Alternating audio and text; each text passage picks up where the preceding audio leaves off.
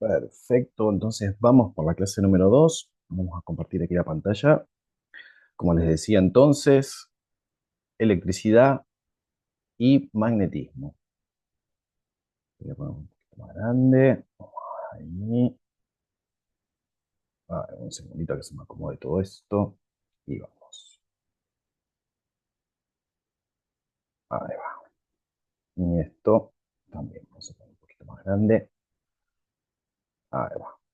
Perfecto. Bueno, entonces como les decía, una parte central del curso es entender cómo funciona un resonador, ¿verdad? Entonces vamos a tener un campo magnético muy potente, vamos a tener también estas cargas que van a estar en el medio, tenemos los hidrógenos, tenemos electrones, y asimismo también los fenómenos físicos que ocurren para que se generen estas cosas. Así que vamos por la primera parte, que es electricidad y magnetismo, pero bueno, como para empezar así a hacer como un paneo general. Recordemos lo que era el átomo, ¿no es cierto? Dónde se ocupaban, por hecho, dónde se concentraban las cargas negativas de del átomo, vendría a ser los electrones que giran en sus orbitales. Recuerden que este modelo es un modelo ilustrativo, ya este modelo está en desuso. El que se usa hoy es el de mecánica cuántica, en donde se describen los orbitales con las letras, ¿se acuerdan? Cuando decían las reglas de las diagonales, el S, el P y demás, las formas y las probabilidades que podemos llegar a encontrar electrones dentro, bueno, de ese orbital. Eh, en el núcleo vamos a encontrar las cargas positivas. Y en este caso, lo que nos interesa a nosotros de los hidrógenos es ese protón solo que hay ahí. Y bueno, también tenemos los neutrones como para equilibrar, ¿no es cierto? Que se compensen. Eh, ¿Qué más podemos decir de esto, de la parte de los electrones? Bueno, recuerden lo que era el número atómico, el número másico. Este es un ejercicio que si quieren lo pueden hacer, como para recordarlo. Cuando veíamos así, cuántos electrones, por ejemplo, comparte y demás. Así que bueno, vamos a seguir pasando. Energía electromagnética también es algo que no tenemos que tener claro ya, pero bueno, vamos, no les obliga a lo que es esa emisión de energía. Y ese componente también, como vemos aquí en el plano, en el dibujo, ¿no? Este componente eléctrico y magnético que discurre en forma transversal. Eh, Está de más decir que en resonancia magnética ya no trabajamos con radiación ionizante, trabajamos siempre en rangos de energías bajas, o sea, ondas de radio, nos ubicamos ahí. Fíjense la parte de radiación ionizante, ¿no? Tendríamos ya estos niveles, ¿no es cierto? Parte de ultravioleta y de aquí para arriba, radiación ionizante. Nosotros vamos a estar trabajando con esto, con ondas de radio, en donde la frecuencia es baja y además de la frecuencia baja, la longitud de onda también es larga. ¿Mm? Tenían esa característica.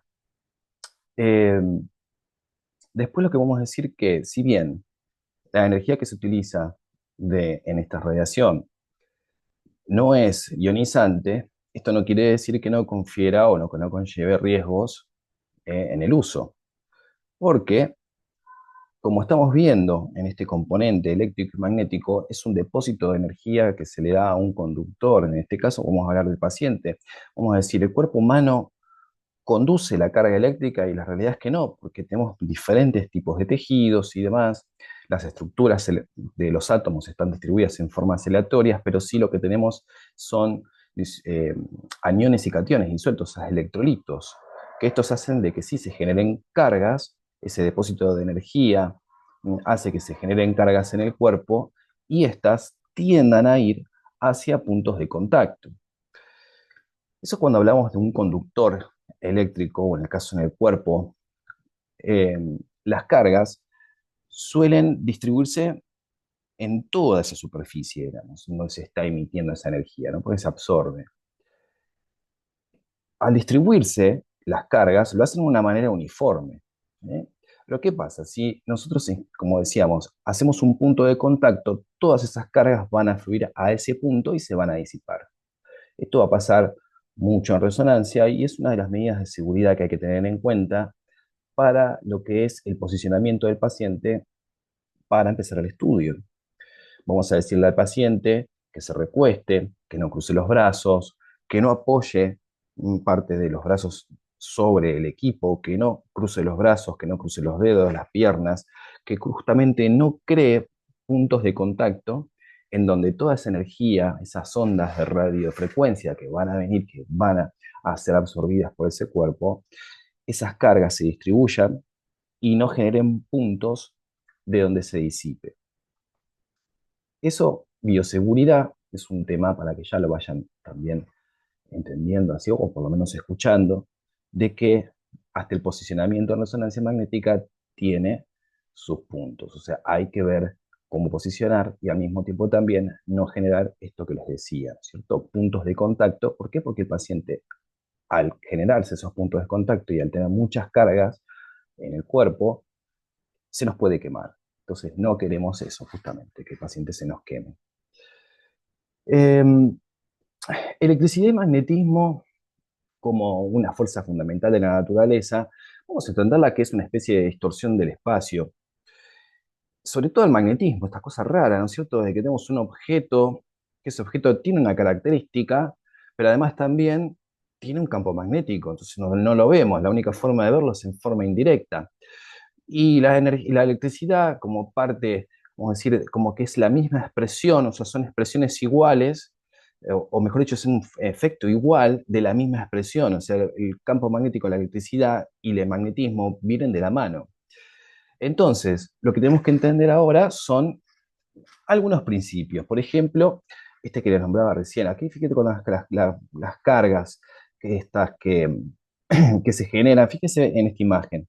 Vamos a ver que este tren con todos esos pelos disueltos. Fíjense que la característica que, eh, ¿cómo decir? Que esos pelos que tienen, que concentran cargas, tratan de separarse lo más posible entre sí.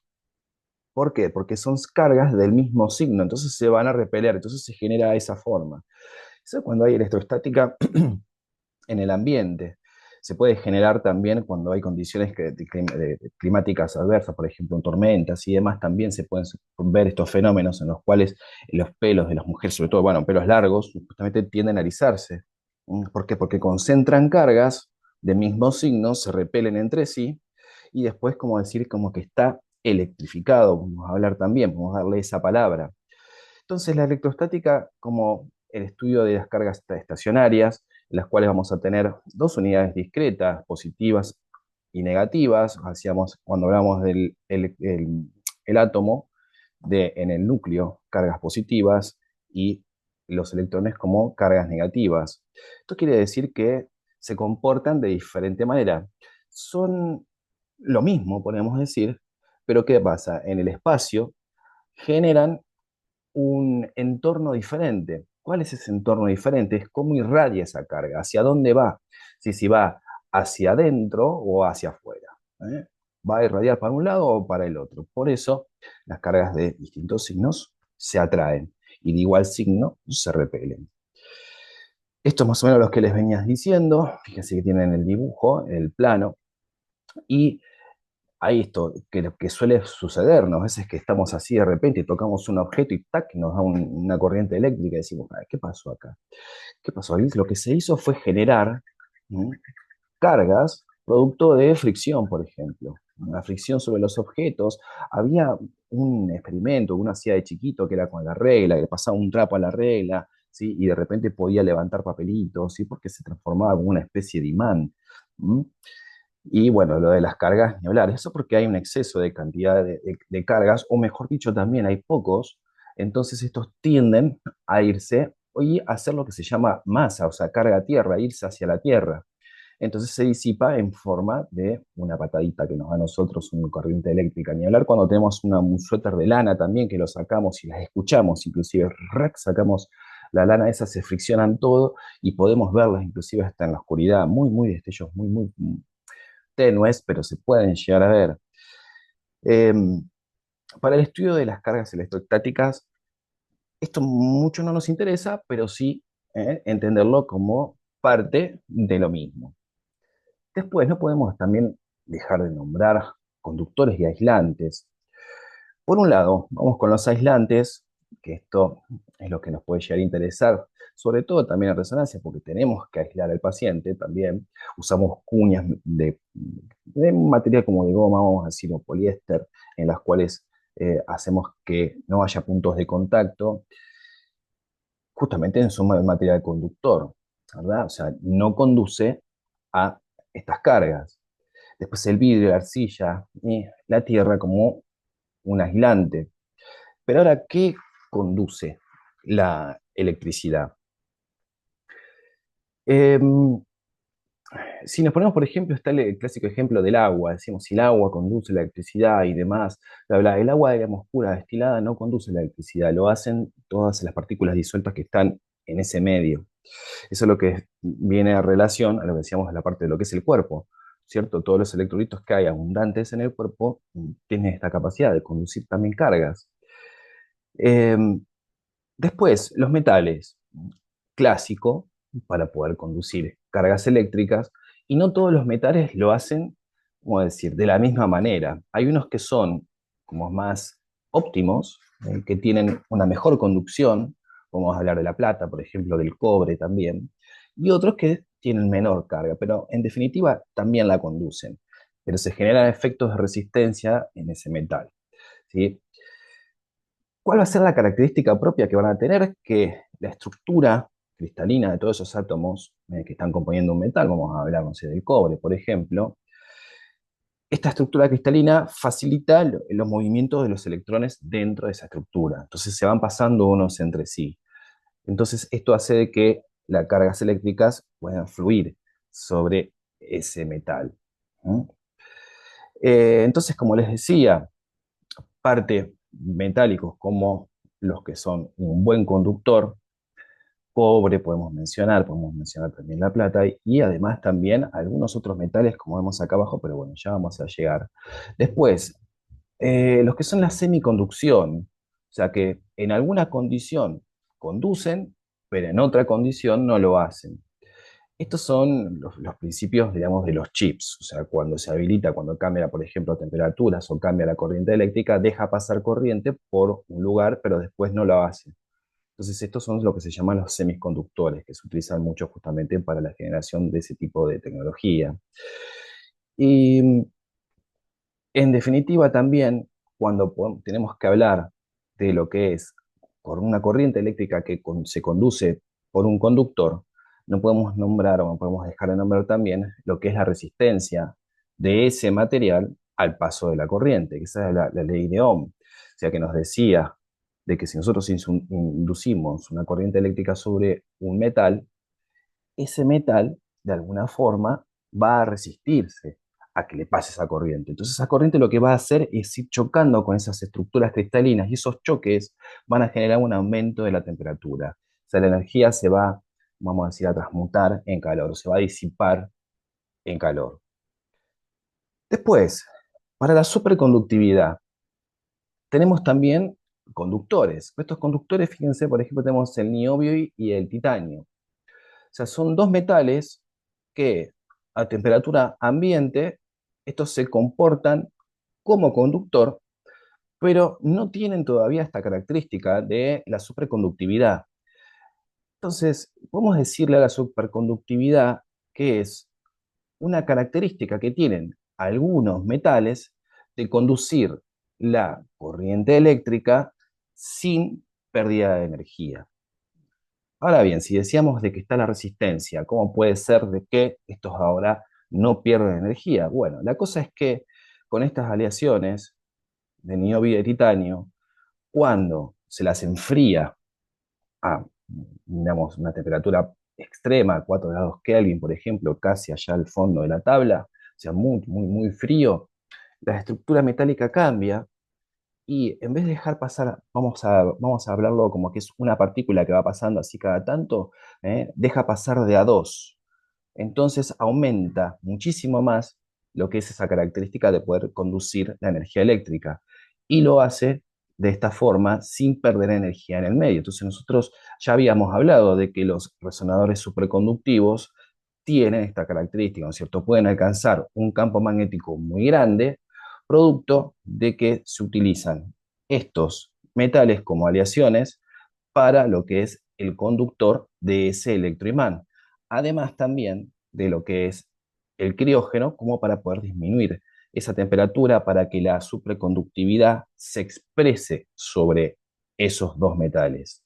Entonces recuerden, el niobio y el titanio de por sí no son superconductivos, a menos de que haya una condición. Esa condición tiene que ser una temperatura extremadamente baja para que se exprese la superconductividad.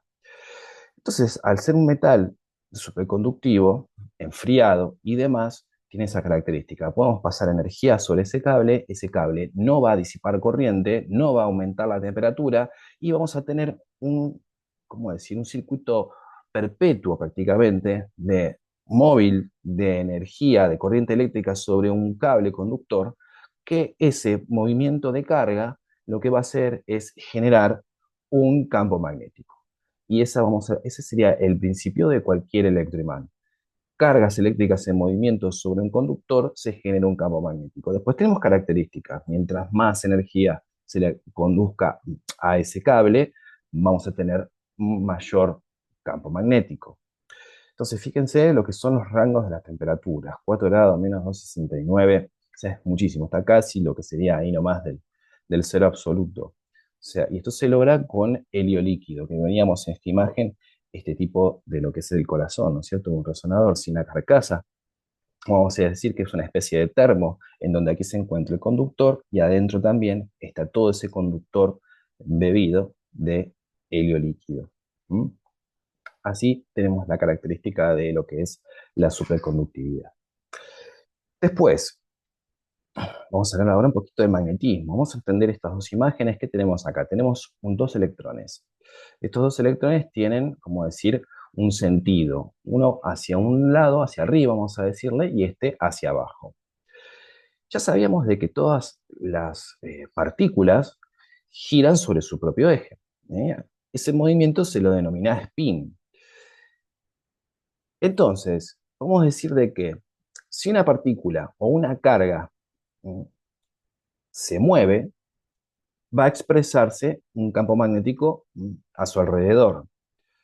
Entonces podemos asociar ya a lo que es el movimiento de cargas eléctricas y la resultante con un campo magnético que se induce sobre esa, en el caso partícula o en el caso un conductor donde se, vamos a decir, se inducen esas partículas, ¿verdad? Entonces, cualquier carga en movimiento crea un campo magnético. ¿Cuál va a ser la diferencia entre uno de estos dos? Tenemos uno apuntado hacia arriba y el otro apuntado hacia abajo. Podemos decir de que uno está en forma paralela o antiparalela. O sea, hacia arriba paralela, hacia abajo antiparalela. Podemos decir también horario porque gira hacia la derecha o antihorario porque gira hacia la izquierda. Sea como sea ese movimiento, que son dos movimientos diferentes, el campo magnético que se va a expresar va a tener direcciones diferentes. Entonces, si bien va a ser un campo magnético de una misma, vamos a decir, intensidad, son campos magnéticos distintos. ¿Por qué? Porque van hacia lados diferentes. La fuerza magnética es una magnitud vectorial, esta se puede sumar o se puede restar. Entonces, podemos sumar cantidades de, como decir, imanes y vamos a tener un imán más grande, o al mismo tiempo podemos decir, bueno, de este imán más grande podemos restarle alguna potencia con lo que es un electroimán o imán que vaya en sentido opuesto. Entonces, átomos con números impares de electrones en cualquier orbital exhiben un campo magnético muy pequeño. El hidrógeno por sí mismo tiene un solo electrón. Ese solo electrón gira alrededor de ese hidrógeno. Entonces, si tenemos uno solo, este girando alrededor, ese átomo va a tener esa característica de que va a comportarse como un pequeño imán. ¿Por qué? Porque está ese electrón solito dando vueltas. Los electrones se agrupan en pares. Cada orbital, ¿no?, se van agrupando por pares. Entonces, al agruparse por pares, se cancelan entre sí. Y al cancelarse, esto hace de que sea neutro lo que es la inducción de este campo magnético. Pero cuando tenemos números impares de electrones, uno queda solito, entonces ese átomo en general va a tener esta característica, que se puede magnetizar, o sea, se puede imantar, responde a un campo magnético. ¿Por qué? Porque tiene ese electrón que le confiere esa propiedad. Es una carga que está en movimiento. Ese movimiento de carga genera un campo magnético, que es proporcional también a la fuerza. Eso también de a poquito que ya vamos a ir llevándolo hacia lo más profundo de esto.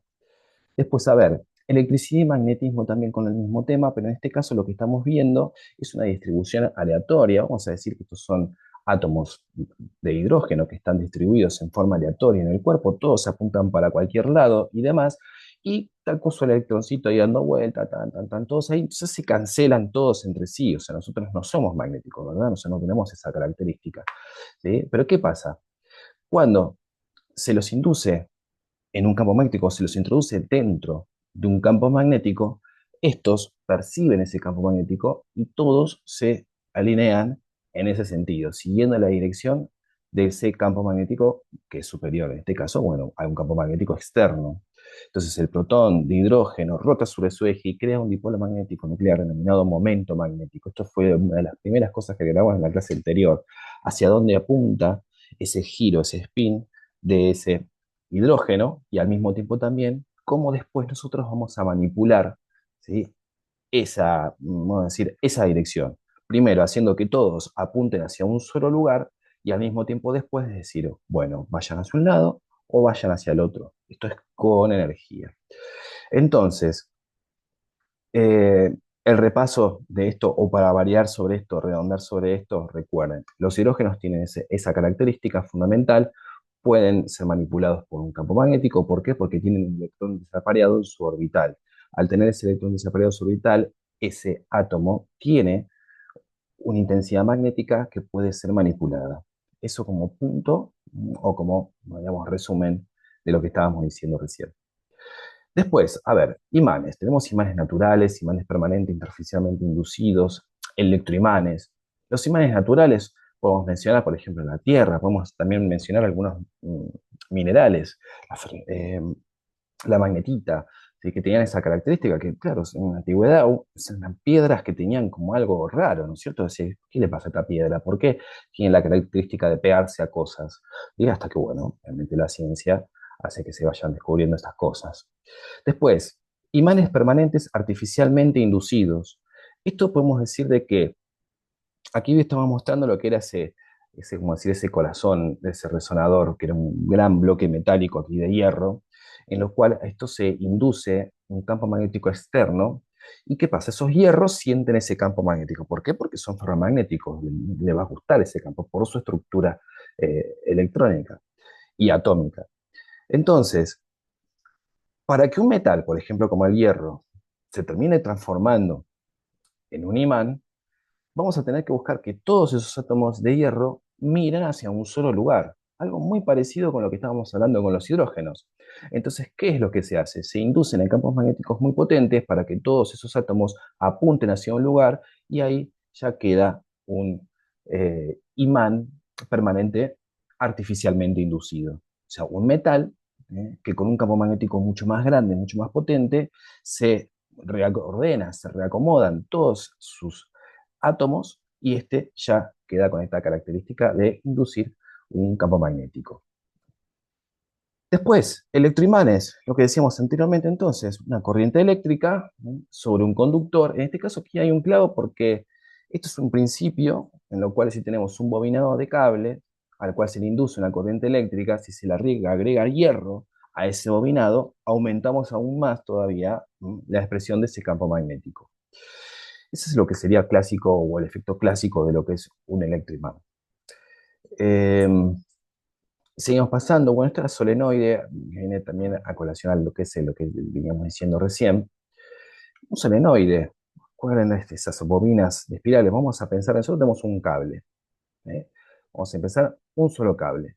Inducimos una corriente eléctrica sobre ese cable que va en una dirección. Esa dirección puede ir hacia un lado o hacia el otro. El campo magnético resultante va también a tener una dirección, de un lado hacia el otro. Si decíamos que podemos sumar o podemos restar, pero ¿qué pasa si, por ejemplo, a ese conductor que lo tenemos, en este caso desplegado, le empezamos a enrollar? Va a pasar exactamente lo mismo, ¿no es cierto? Se va a generar también un campo magnético, pero ¿qué es lo que va a suceder? cambia el plano en el cual se induce el campo magnético. Entonces se empiezan a reagrupar, ¿sí? Y se suman fuerzas. Entonces un solenoide lo que hacemos es enrollar justamente ese conductor, para que la expresión del campo magnético resultante sea mucho mayor. Ni hablar si introducimos metales, todavía aún más. Son características que tienen, o lo que es, mejor dicho, todos estos fenómenos, ¿no es cierto? Entonces, como decíamos, se puede intensificar aún más, desarrollo el bobinado y demás. Y después lo que tenemos acá era la regla de la mano derecha. Voy a decir, bueno, ¿en qué sentido están puestos los cables? Hace que nosotros sepamos de que el campo magnético va a tener una dirección u otra. La regla de la mano derecha, bobinado de esta forma, los cables de esta manera, ¿sí? La energía entonces va a ir para ese lado, mejor dicho. Y bueno, y el resultante del campo magnético también va a ir en esa dirección. Entonces, esto varias veces es lo mismo. La fuerza magnética, recuerda, es una magnitud vectorial, es decir, se puede sumar o restar. Los sistemas de resonancia magnética existen bobinas que alteran ese campo en forma ordenada y conocida, que estas eran las bobinas de gradiente. Esto lo vamos a ver un poquito mejor cuando veamos ya los componentes del resonador. Y después campo magnético de los electrones siempre se van a oponer a la dirección del campo magnético principal. O sea, siempre los electrones van a oponerse a ese campo magnético principal. Van a decir, no, yo voy en dirección contraria. Entonces, si van en dirección contraria, ¿qué es lo que estábamos diciendo? Que ese campo magnético va a tener una leve, vamos a decir, se le va a sacar, se le va a restar algo de potencia. ¿Por qué? Porque los electrones van a ir en contra de eso. ¿Sí? Va a restar. Entonces, al poder restar, lo que se puede hacer también es discriminarlos y podemos decir, bueno, ¿dónde están esos electrones y qué moléculas van componiendo cada uno? Como para tener también lo que se llaman los registros de espectroscopía por resonancia magnética. Entonces es un tema sumamente lindo, muy importante también, y sobre todo también ayuda muchísimo para lo que son estas lesiones en las cuales no se puede punzar, sacar un pedacito y mirarlo en el microscopio. Lo que se hace en resonancia es justamente lo opuesto. Ahí al paciente se le puede hacer estas lecturas de espectroscopía y podemos identificar qué sustancias hay dentro de ese espacio. Identificarlas hace de que también sepamos qué es lo que está pasando ahí. Entonces, de alguna forma, se infiere qué es esa lesión, cómo se comporta esa lesión, qué es lo que está pasando también en esa lesión, al obtener un espectro. En forma indirecta, se puede saber si esa lesión, por ejemplo, es de alto o de bajo grado. Por ejemplo, es una de las cosas que se puede hacer. Seguimos pasando, esto va para las últimas partes de las clases de espectro, así que por favor, ya va a llegar. Vamos a lo que es el comportamiento, obviamente. Cuando hablamos de diamagnéticos o diamagnetismo, esta palabrita ya te va a decir de que va a rechazar las líneas, de todo lo que son las líneas de campo. O sea, cualquier objeto que tenga un comportamiento diamagnético quiere decir que va a rechazar las líneas de campo, o sea, la fuerza magnética, lo rechaza totalmente. Por ejemplo, uno de los casos, digamos, del diamagnetismo, cuando se expresa el diamagnetismo, es cuando hablamos de los superconductores también. No, de alguna forma, no sé si alguna vez han visto esos imanes que ponen en forma redonda, ¿sí? Enfrían otro imán por encima y después lo que hacen enfriarlo es lo sustentan así, queda flotando, o sea, hace levitación magnética y tac, lo tiran y eso continuamente gira sobre ese mismo riel. O sea, es lo que se usa para los que son esos trenes de últimos, así, de última generación, que son con imanes muy, muy potentes, que justamente hace eso, lo que hace es rechazar las líneas de campo, entonces no hay forma de que se junten los dos. Entonces, eso es un comportamiento diamagnético. No puede ser magnetizado y demás también, eso es otro punto. Después, los ferromagnéticos, más fácil. El hierro fundamental, o sea, va a ser fuertemente atraído por los campos magnéticos, le va a gustar los campos magnéticos, va a tener la característica que es al revés. El diamagnetismo las rechaza, este otro las atrae y las rompe. ¿Sí? O sea, quiere decir de que si hay barras, o vamos a decir láminas de materiales ferromagnéticos, ese campo magnético se ve, como decir, distorsionado cada vez más. O sea, es como una especie de blindaje. Una vez que pasa esa línea, ese metal, ese campo magnético comienza a distorsionarse. Entonces también se utiliza como blindaje pasivo para lo que son los resonadores, la carcasa del resonador, para que ese campo magnético tan potente no se vaya tanto hacia el exterior. y porque no queremos perturbaciones magnéticas también ahí, imagínense. Entonces, se utilizan también estos metales que son ferromagnéticos, o tienen ese comportamiento para lo que es blindaje del resonador. Y después también los paramagnéticos, que esto nos interesan, este comportamiento paramagnético que dice que son débilmente, ligeramente influenciados por el campo magnético, se responden a un campo magnético, pero si yo, por ejemplo, tengo una barra, ¿sí?, de gadolinio, esa barra de gadolinio no la voy a poder magnetizar. O sea, no hay forma de poder magnetizar, porque el gadolinio tiene esta característica. ¿Recuerdan los electrones desapareados que hablábamos de uno, por ejemplo, los hidrógenos? Bueno, el gadolinio tiene 7, tiene un montón de electrones desapareados. Entonces, ese átomo tiene un comportamiento bastante particular. Y lo que usamos en resonancia magnética para lo que son con los contrastes paramagnéticos es de que son influenciados por el campo magnético y una vez que se retiran de ese campo magnético, ya está, ya vuelven a su estado y no pasa más nada que eso.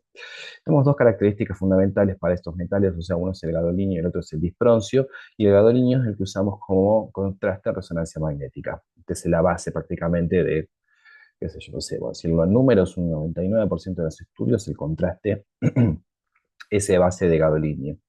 Así que ya vamos a ver también qué es lo que hace ese gadolinio, ¿no es cierto? O sea, porque ya sabemos el comportamiento, o sea, que son débilmente influenciados por el campo magnético, pero después, una vez que se retiran, no pasa más nada. O sea, sienten ese campo magnético, ¿verdad? Pero hasta ahí.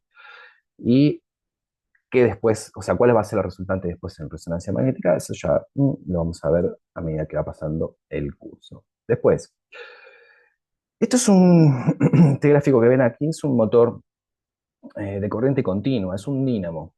Si alguna vez han tenido alguna de esas linternitas que ustedes hacen así y se prende, ¿sí? O las luces esas que se conectaban a la rueda de la bicicleta, ¿sí?, que al mismo tiempo se generaba esa fricción, ¿sí?, se iba prendiendo la lucecita. ¿Eh? Esto es lo que es un motor de corriente continua. La característica propia dice de que si tenemos un campo magnético en sí sobre un conductor, no va a pasar absolutamente nada en ese conductor. No se va a expresar un campo magnético. Solamente con un campo magnético no alcanza para que se generen movimientos de carga sobre un conductor o una corriente eléctrica como para poder encender una bombilla como vemos aquí. ¿Qué pasa? Faraday lo que descubrió fue de que si de alguna forma el campo magnético varía sobre ese conductor o el conductor se mueve sobre ese campo magnético, se genera corrientes de carga sobre un conductor, o sea, se genera una corriente eléctrica. Pero siempre, siempre tiene que haber movimiento, tiene que ser o campos magnéticos que varían en el tiempo o al mismo tiempo también tiene que ser que ese conductor gire, se mueva, rote en este caso, que es un motor, para que se genere una corriente que se pueda medir. Decíamos, bueno, acá en este conductor sí tenemos corriente. Entonces recuerden eso, fundamental también, porque los motores lo que hacen en sí mismos, por ejemplo, estos motores de corriente continua, es transformar o transmutar lo que es la energía cinética del movimiento en energía eléctrica. O sea, cambiamos una forma por otra de energía. Y esto es lo que hacen esos motores.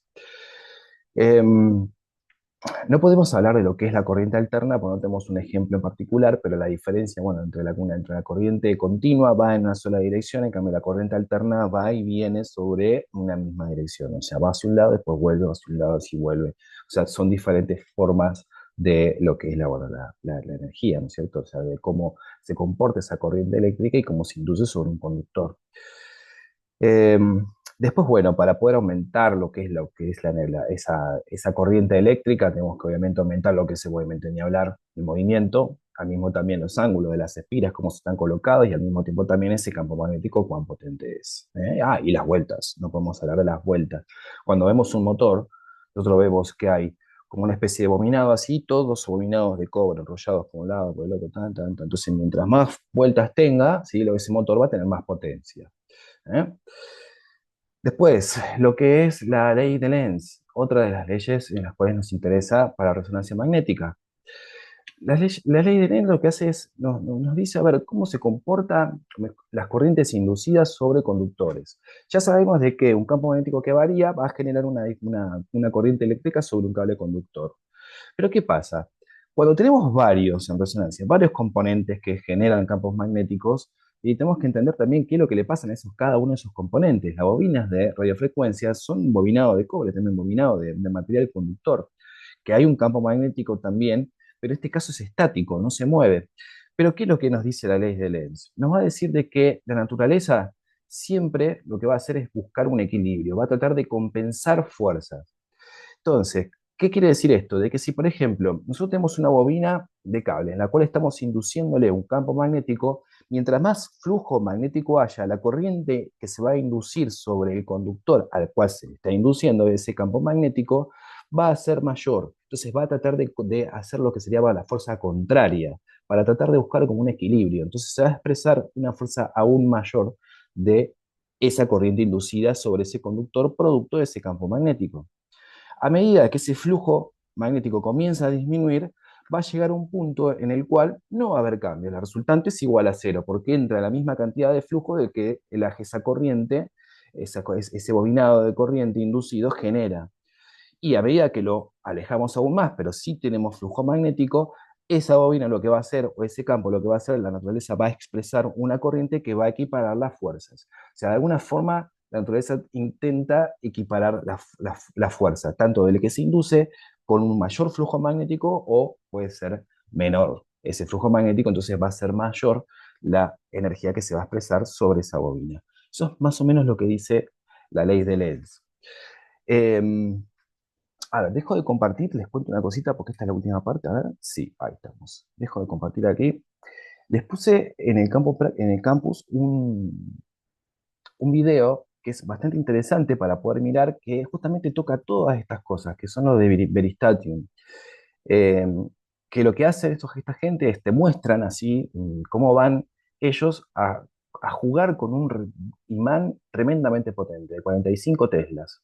Así que imagínense, si en resonancia usamos 3 como máximo, imagínense la potencia que tiene ese campo magnético. Bueno, y estos se ponen a hacer experimentos con placas, con metales, con diferentes metales. Entonces, todo esto que veníamos diciendo anteriormente te lo muestran, o sea, con pistolas de temperatura, por ejemplo, de cómo se disipan las energías, así cómo aumenta la temperatura sobre un conductor, cómo la ley de Lenz hace que, por ejemplo, quieran aumentar la velocidad de caída de un metal, ¿sí? Pero ¿qué pasa? No, porque si estás aumentando ese flujo magnético, la ley de Lenz te va a decir de que no, se va a oponer esa corriente inducida, entonces no hay forma, va siempre a una misma velocidad, y además eso lo pueden ver de una forma muy gráfica y divertida, así que si tienen tiempo, por favor, también mírenlo, así que eso lo tienen ahí en el campo. Bueno, corto por aquí, ya no queda nada de la clase. En 10 minutos continuamos con protocolos de columna. Así que bueno, desconecto y nos vemos en 10 minutos.